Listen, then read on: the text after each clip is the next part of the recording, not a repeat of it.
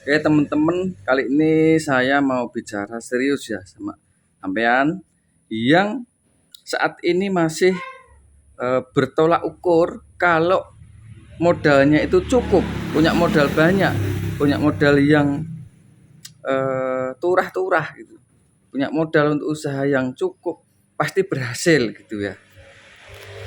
Kira-kira teman-teman ya, ada enggak yang punya kepikiran seperti itu? Mas, kalau saya punya modal sih mudah, mau buat usaha apa aja bisa.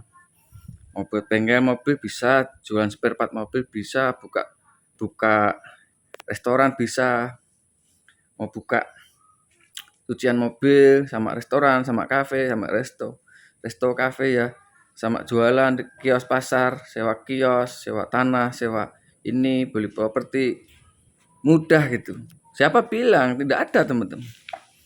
Jadi teman-teman yang masih punya pikiran seperti itu bisa diabaikan gitu.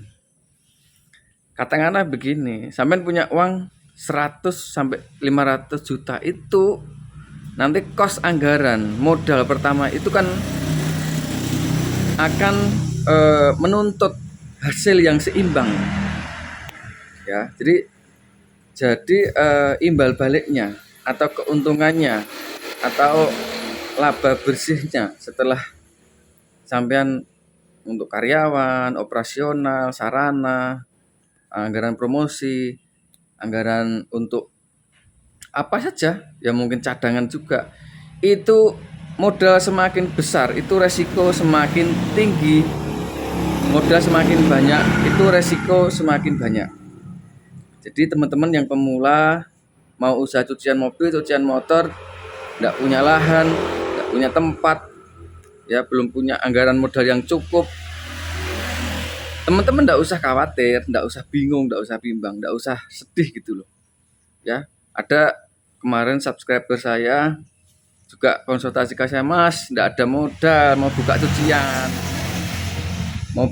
motor, cucian mobil, tidak ada anggaran cukup, masih nunggu modal, menunggu gajian, nunggu ini dan itu. Oke teman-teman, gini loh, kalau modal yang tidak cukup itu wajar teman-teman. Tapi yang paling penting sampean itu jangan berpatok pada banyaknya, cukupnya, atau modal yang ada ya. Misalkan sampean harus punya uang di kantong 50 juta.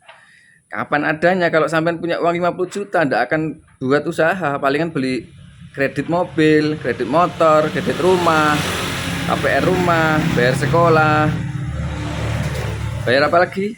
Kebutuhan dapur, buat jajan kan begitu. Jadi kuncinya itu bukan modal yang cukup, tapi kemauan yang kuat. Nah, sampean punya kemauan yang kuat apa enggak? Kenapa? Karena dengan kemauan itu, sekalipun sampean punya modal sedikit atau bahkan tidak punya modal sama sekali, itu bisa. Tapi ya ingat kalau sampean mau buka usaha cucian mobil, cucian motor, entah itu dari kampung, entah itu dari tempat sampean ya. Kalau sampean modalnya tidak banyak, maka harus berlatih, belajar untuk promosi yang kuat. Strategi marketingnya itu harus kuat. Strategi promosinya itu harus matang, harus terukur, dan harus banyak belajar. Gimana caranya? Nah, jadi gini teman-teman. Kalau sampean tidak belajar itu sulit. Bener Mas, iya bener. Saya sering menganalisa observasi lapangan ya teman-teman. Ada tempat saya lahan baru pom bensin mini ya dengan luasan sekitar 12 meter persegi ya. Pakai karyawan satu tapi sepi. Nggak ada pengunjung. Bahkan buru-buru balik modal buat gaji karyawan usaha pom bensin mini yang nunggu itu aja. Itu nggak cukup. Kok bisa Mas? Ya karena mereka berpikiran kalau saya buka usaha yang besar itu pasti pada mau, pasti pada mampir ke tempat situ, pasti banyak pengunjungnya, ramai pengunjungnya. Tapi pada kenyataannya kan tidak seperti itu teman-teman. Pada kenyataannya tidak seperti itu. Nah, kenapa? Karena si ownernya, pemiliknya itu tidak belajar strategi marketing, strategi promosi, strategi bersaing. Banyak sekali strategi promosi ya. Nanti teman-teman yang ada di grup mitra bisa menyimak. Nanti saya bagi di video khusus gimana caranya, atau cara saya yang melakukan strategi promosi dan strategi bersaing. Di tempat saya ini cucian mobil juga banyak teman-teman ya. Semua usaha itu pasti ada pesaingnya. Jadi sampean jangan berharap kalau buka usaha tidak ada pesaingnya. Pasti ada pesaingnya. Tapi ada strategi yang harus sampean terapkan dan harus sampean pelajari dulu. Sambil berjalan, sambil belajar, praktekkan. Kalau sampean hanya duduk-duduk aja, itu namanya nunggu pasrah sama rezekinya. Itu kan keliru. Contoh strategi yang sederhana itu adalah sampean masuk ke dunia digital, baik itu Facebook maupun TikTok, kemudian cari anak-anak SMA, kasihkan namanya itu QL. QL itu adalah mereka cuci di sini gratis, tapi ada imbal baliknya, mereka harus ngajak teman-temannya. Kan itu, harus ngajak teman-temannya.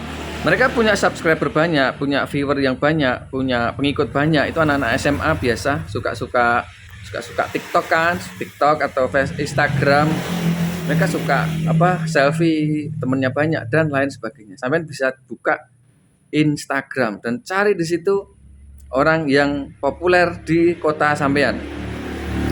Undang mereka atau hubungi mereka. Kak, perkenalkan saya ini dengan Mas Ilham. Saya adalah UMKM di kota saya untuk usaha cucian mobil, cucian motor. Boleh enggak Kak kita berkolaborasi untuk mengembangkan usaha kecil seperti ini? Misalkan kakak kan subscribernya banyak, viewernya banyak, pengikutnya banyak. Nanti kita kasih diskon dah atau gratis atau kasih hadiah kenang-kenangan lah untuk videonya yang ditampilkan di akunnya kakak di TikTok atau di Instagram, boleh enggak gitu. Nah coba jadi gitu. Itu untuk strategi digital yang gratis ya teman-teman ya. Kemudian spanduk, banner, kartu nama dan lain sebagainya itu harus. Ya kayak gini rumusnya, semakin banyak sampean memberikan informasi ke lebih banyak orang sebenarnya, peluangnya itu akan lebih banyak gitu. Jadi teman-teman untuk usaha cucian mobil, cucian motor ini sampean tidak usah bingung ya, tidak punya modal, kemudian sedikit modal.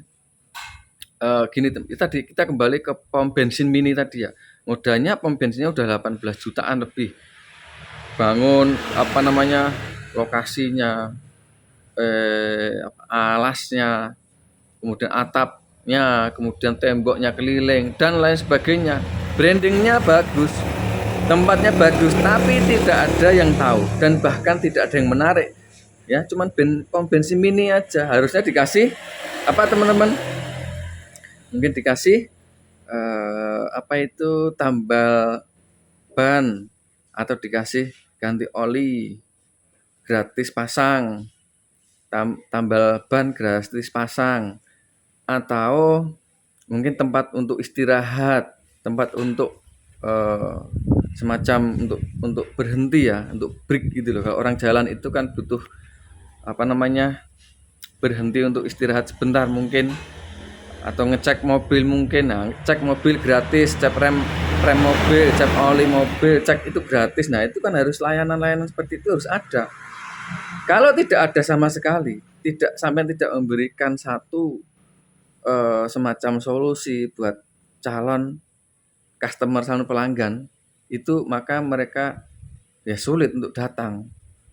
Kenapa? Karena ibarat kata pelayanan sampean itu cuma satu aja. Padahal orang itu kebutuhannya banyak enggak?